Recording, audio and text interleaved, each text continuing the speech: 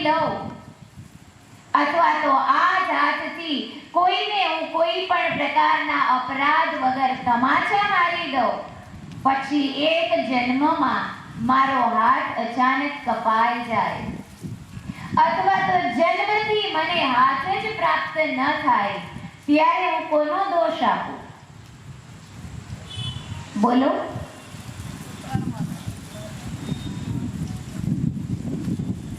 જેને ખબર નથી એ જ માતાઓ બોલો.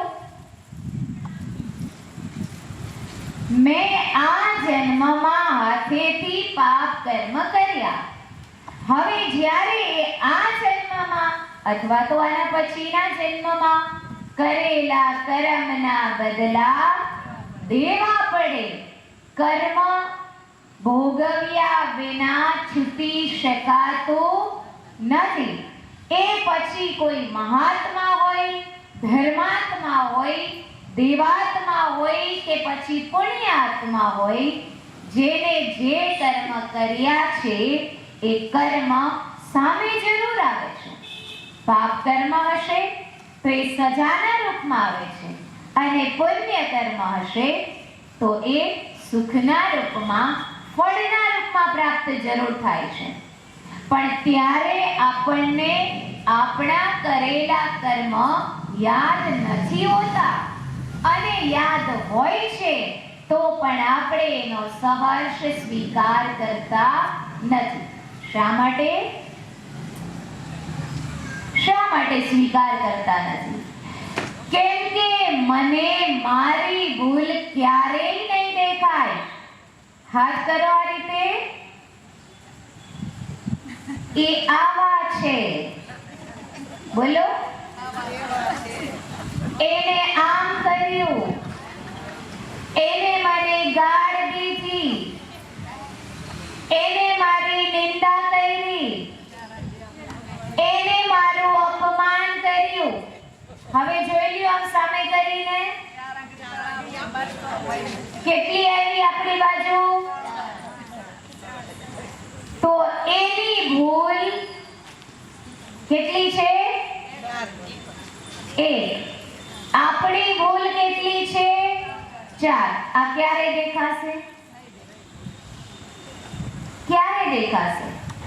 જ્યારે અંદર ઝાંકશું, પોતાનું ચિંતન કરશું, ત્યારે આ ભૂલ આપણને આપણી દેખાશે.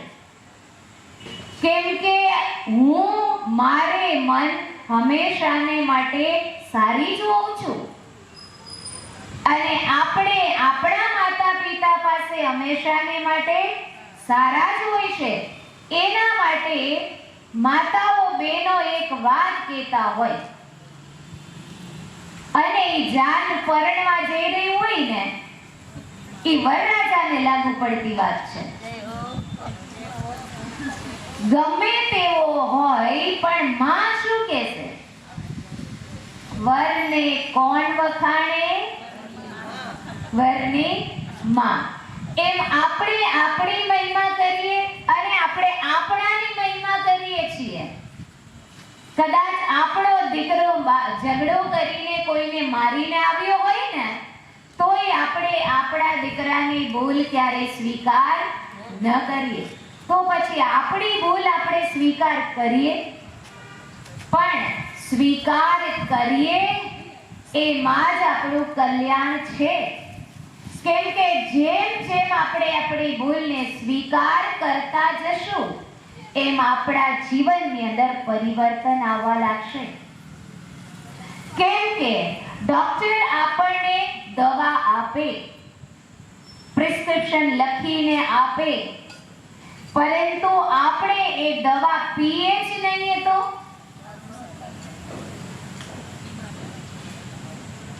અસર કરે નહીં.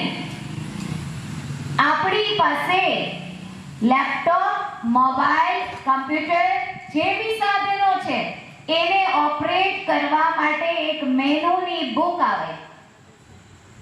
કઈ રીતે ચાલુ કરવું એ બુક આપણે વાંચીએ જ નહીં તો આપણને ચાલુ કરતા આવડે નહીં, અને પછી એમાં કઈ ખરાબી આવે તો એ મેનુ જોવું પડે કે કયા કારણે ખરાબી આવેલી છે.